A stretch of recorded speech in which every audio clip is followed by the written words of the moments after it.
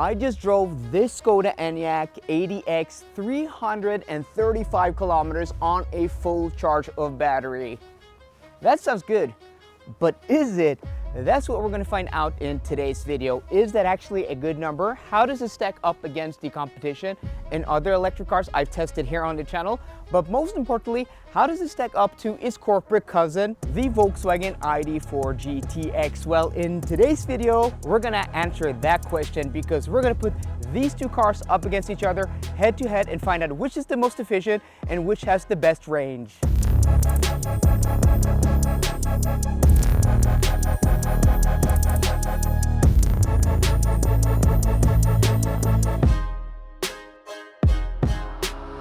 I can absolutely appreciate the simplistic and minimalistic interior of this Volkswagen ID.4 GTX. It's not as sparse or as bare bones as something like a Tesla Model Y, but the Tesla actually has nicer quality and nicer materials. This has nice materials on top of the doors, stitched dashboard, some faux leather, but the center console is just nasty.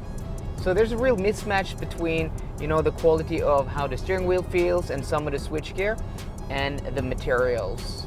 So we're currently driving on the E6 motorway. We're doing a little bit shorter loop than we usually do. We're doing a little more than 100 kilometers, and that's because if I'm going to be able to test these two cars within a short time period in a day, I can't do my normal driving loop, which is more than 200 kilometers. But I still think, the results are going to be comparable with the other cars, which we're going to see at the end of the video. But more importantly, how are these two cars going to stack against each other? So after 34 minutes on the road, going 120 kilometers an hour on the speedometer, average consumption is 20.4 kilowatt hours per 100 kilometers.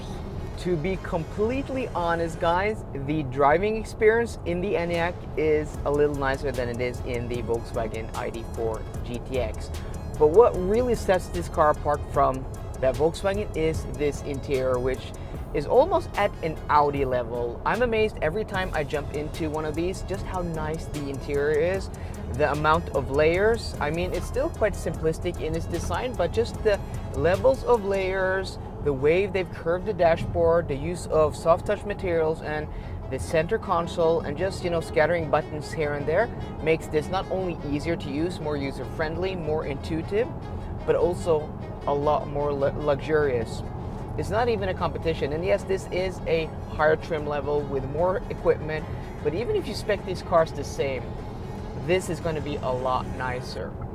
So we're cruising here at 120 kilometers an hour, and our average consumption thus far after 24 minutes on the road is 21.6 kilowatt hours per 100 kilometers. Back at our starting point with the ID.4 GTX, we're now going to connect to a charger and see what charging speed we get after an hour of driving without preconditioning. Me looking at the camera, trying to look cool, then pointing at a BMW iX, and then pointing into the distance. We connected at 49% stated charge, and the speed ramped up quickly. We peaked at 60 kilowatts. Same thing with the Skoda Enyaq. I think we connected here with 44% because we started with a little bit lower stated charge. Me, again, trying to look cool, nonchalant. Yeah, look at me, looking into the camera. And then I'm smiling suddenly, giving you a thumbs up, pointing at the charger.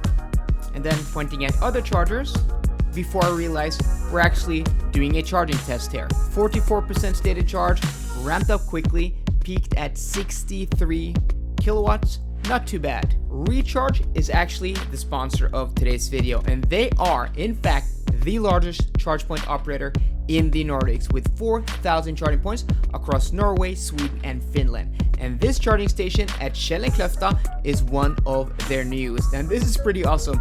14 of these load balancing CAN power chargers with a peak charging speed of 200 kilowatts. So if you want to support the channel, go to the link in the description box down below and find out where your closest recharge charger is.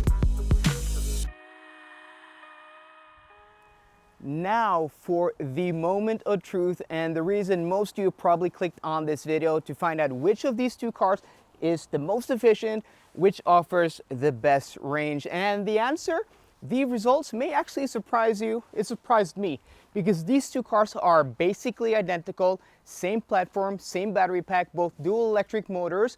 This though, 262 horsepower. This has a little bit more power, 299 horsepower.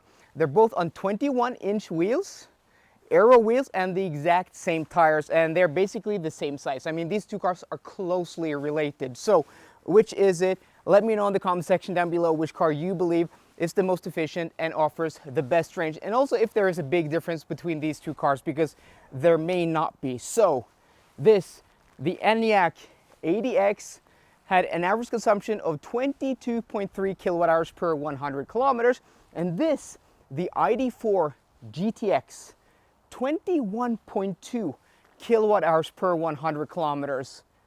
That is a lot lower, and when we do the calculations and we subtract 3% for heat loss, this gets 335 kilometers, as I said in the intro, and this gets 352 kilometers, so 17 kilometers more.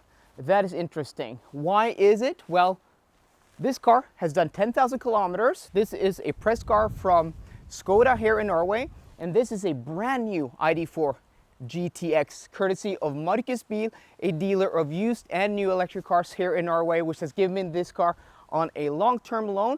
And this is actually part of their new subscription service, so link to that in the description box down below, because you can actually lease or rent one of these, or they actually have one of these also in stock in other cars for a shorter period of time, or a few months if you want. But yeah, let's jump to the conclusion. And is this really a big difference or something we ought to expect? In the real world, I don't think 17 kilometers is huge. I don't think there are actual people out there where this is make it or break it. Actual people are considering both cars and saying to themselves, well, the Volkswagen ID.4 just got 17 kilometers of more range in Chris's test, therefore I'm going to buy that instead of the Skoda Enyaq. I think there are actual factors here, like the usability, ergonomics, and interior quality that weigh higher.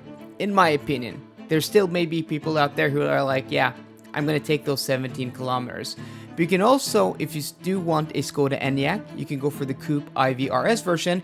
If you look at 13th place in my chart, done under similar conditions, that car got more range than both of these two cars. So, I mean, the difference isn't huge. In the real world, on a daily basis, you're not going to notice it. And also on a road trip, in the real world, those 17 kilometers are negligible. But it's still interesting to see that the ID.4 GTX is in a really nice club here, top 20 in 18th place, and also gets close to 70% of its WLTP rated range. But again, that Skoda Enyaq Coupe IVRS gets 73.28%. Doesn't look too good for the Skoda Enyaq ADX, 66%, but again, not a huge difference. So at the end of the day, I think all of these alternatives, all of these three cars, both the coupe version of the Enyaq and also the normal version of the Enyaq and also the Volkswagen ID.4 GTX, well, let's throw the ID.5 GTX into the mix, probably going to get a little bit more range than that Enyaq coupe. All good cars, all nice cars. At this price point, it's going to be a compromise. The big question is, what do you want to compromise on? Range or interior quality and ergonomics? So guys, I hope you enjoyed today's video. If you did, please drop me a thumbs up down below, and for more car content, as always, please subscribe. See you guys later and goodbye.